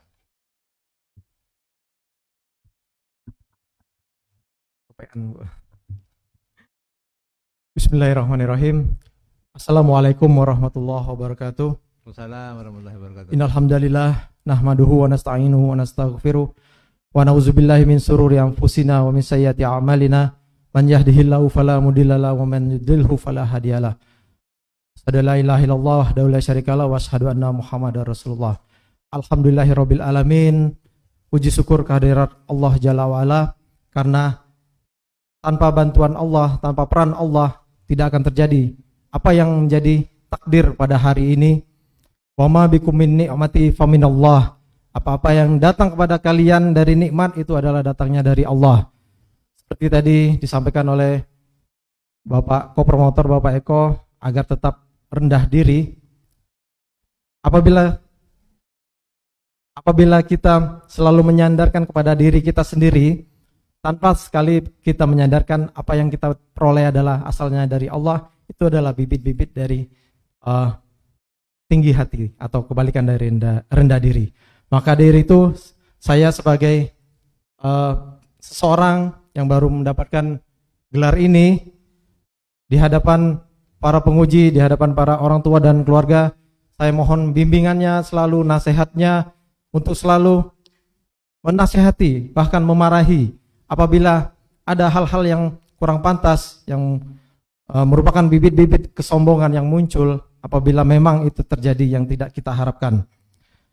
Baiklah, sebagai kata sambutan atau orasi yang ingin kami sampaikan pada kesempatan hari ini, bahwasanya pada hari ini 2 Mei 2023, tadi Bapak Agus juga sudah menyinggung masalah ini. Ini pun merupakan takdir Allah, ditakdirkan untuk bisa sidang terbuka di tanggal yang bersejarah di Hari Pendidikan.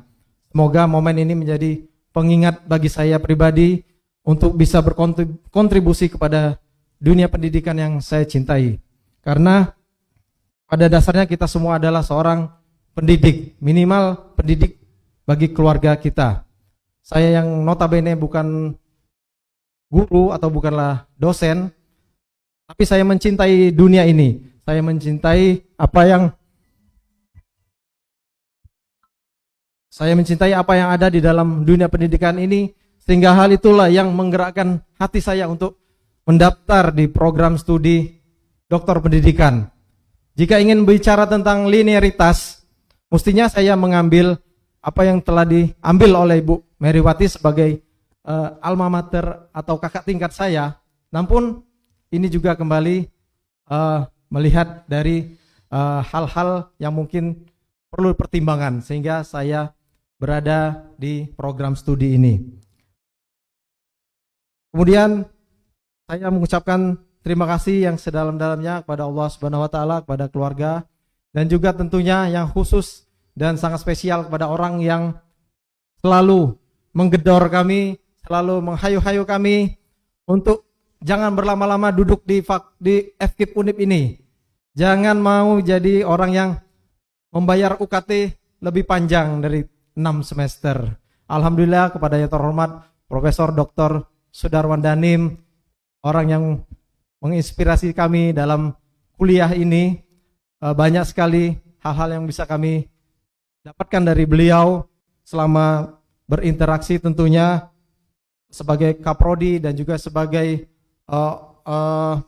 orang yang menggerakkan akselerasi sehingga alhamdulillah diprediksikan ada 17 mahasiswa di angkatan 5 di angkatan kami yang selesai 2 tahun sampai 2,6 tahun 2 tahun 6 bulan sampai 2 tahun 8 bulan. Merupakan pencapaian terbesar yang perlu kita apresiasi teman-teman. Bapak Profesor Sudarwan Danim sebagai suami dari Ibu Mary. Kemudian Bapak Dr. Muhammad Kristiawan sebagai adik saya karena kami pernah sama-sama menulis artikel pada saat pertama berkenalan di UNIP ini. Saya mengikuti mata kuliah matrikulasi bersama Bapak Kris. Ternyata apa yang menjadi tugas itu adalah modal kami untuk mengikuti tahapan selanjutnya. Beliau menyuruh kami untuk ikut ICTEP. Kami waktu itu masih blank, apa gunanya ikut-ikutan seperti ini, proceeding. Ternyata ini merupakan syarat ya Pak ya. Terima kasih banyak Pak Kris atas kesempatannya dan bantuannya dan inspirasinya. Juga kepada yang terhormat Profesor Dr. Badeni sebagai orang tua kami yang pada saat bimbingan banyak sekali yang bisa kami catat di catatan kami bahwasanya beliau memberikan petua-petua yang bijak bagi kami dalam menempuh hidup ini, bahwasanya kita harus tetap bersemangat untuk terus menggapai cita-cita kita. Dan juga terima kasih Prof atas bimbingannya sehingga sempurnanya lebih baiknya disertasi ini. Kemudian Bapak Dr. Eko Risdianto yang juga adik saya mungkin ya, iya Pak, adik kami Pak, karena saya lebih tua dari Pak Eko. Tapi saya salut kepada Pak Eko sebagai dia generasi Z seperti saya mungkin ya, generasi Y mungkin ya. Tapi dia memiliki kemampuan seperti native digital tadi. Dia seorang YouTuber juga, banyak sekali inspirasi yang bisa kami pelajari dari Pak Eko dalam bimbingan-bimbingan disertasi sehingga kami bisa lebih menyempurnakan disertasi ini. Dan juga kepada Bapak Dr. Agus Trianto, orang yang saya idolakan karena banyak karya-karya beliau. Ternyata tidak salah Prof Sudarwan memilihkan penguji untuk saya. Saya perlu banyak belajar lagi dengan Bapak Agus Trianto dalam penerbitan buku-buku yang bermutu, yang berkualitas, tidak hanya untuk mengejar royalti, tapi lebih dari itu kami ingin karya yang ada ini bisa bermanfaat untuk kita kelak sebagai tabungan kebaikan kita di akhirat. Terima kasih Bapak Agus. Kemudian the last and not the least yaitu Ibu Meriwati Mahyudin. Ini adalah kakak kelas saya di D3 mungkin ya, tapi kami tidak ketemu. Dan juga saya ngambil S2, Ibu Mary mengambil S3. Kami berada pada tahun yang sama tetapi tidak juga bertemu. Itulah, ditemukan Allah di Bengkulu, ternyata beliau adalah istri dari Prof. Sudarwan. Sangat kebetulan sekali saya mendapat kesempatan ini, berbahagia diuji oleh seorang doktor dari Universitas Indonesia sebagai alma mater kami juga, dan MKM juga sama-sama magisternya Bu. Alhamdulillah, terima kasih semuanya kepada Dewan Penguji. Kemudian juga kepada tentunya pemerintah Kota Lubuk Linggau, Kepala Dinas Kesehatan dan staf, dan juga kepada staf dan karyawan UNIP, ada Mas Wisdi, ada Mbak Astuti, ada Mbak Elsa yang tidak bosan-bosannya membantu kami dalam mempersiapkan apapun yang kami butuhkan untuk menyelesaikan pendidikan ini. Dan untuk orang tua kami yang tercinta, ayah dan ibu rahimahullah, orang tua kandung kami sudah meninggal Bu, sudah meninggal semuanya. Jadi orang tua saya yang sekarang yang sangat memperhatikan saya adalah tapi saya menyebutkan mertua, tapi orang tua karena mereka lah yang mengisi hari-hari atau menjadi orang tua bagi kami saat ini.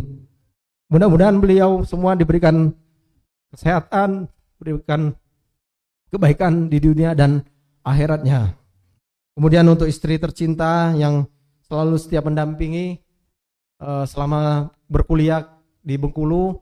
Saya hampir bisa dihitung mungkin 2 kali pergi ke Bengkulu sendiri. Sisanya selalu dengan istri. Mungkin Pak Eko lihat sendiri. Itu pada saat sendiri itu pada saat ikut tes dan pada saat ujian komprehensif kalau nggak salah. Sisanya untuk bimbingan, untuk macam-macam saya ajak istri karena beliau yang mensupport saya.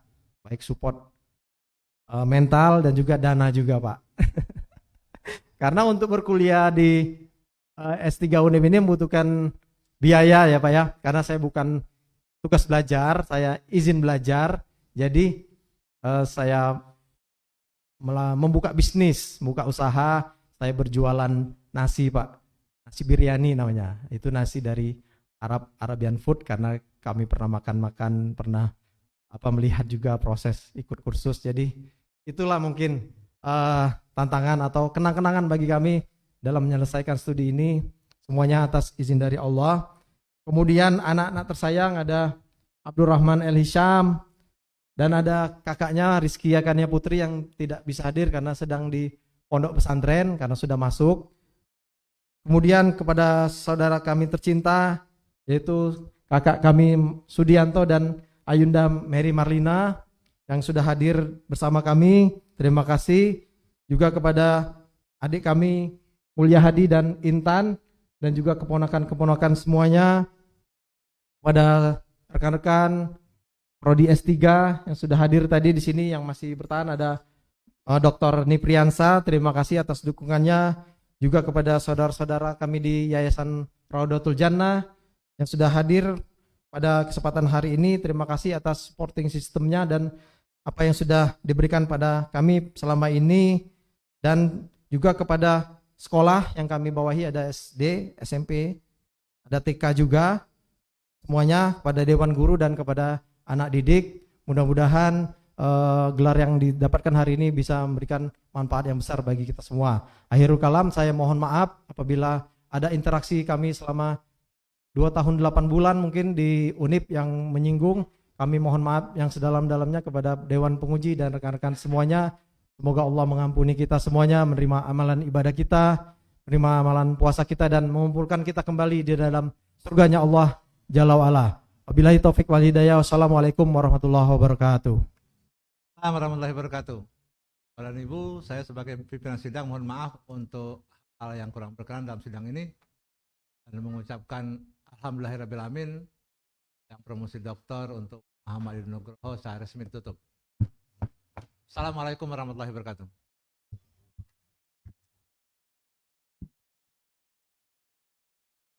Kepada Bapak Dr. Muhammad Ridho Nugroho SSI TMKM, dipersilahkan untuk berfoto bersama dengan tim penguji.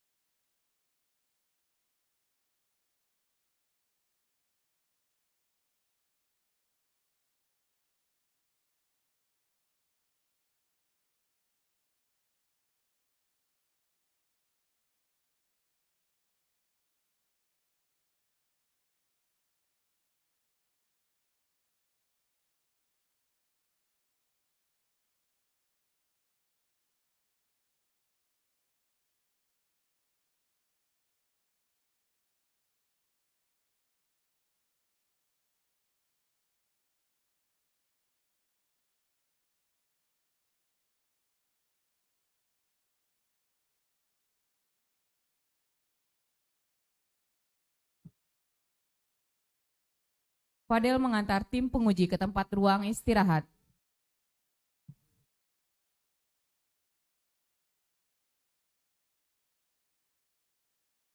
Demikianlah rangkaian acara kita pada hari ini. Terima kasih atas perhatian dan kehadiran Bapak Ibu. Wassalamualaikum warahmatullahi wabarakatuh.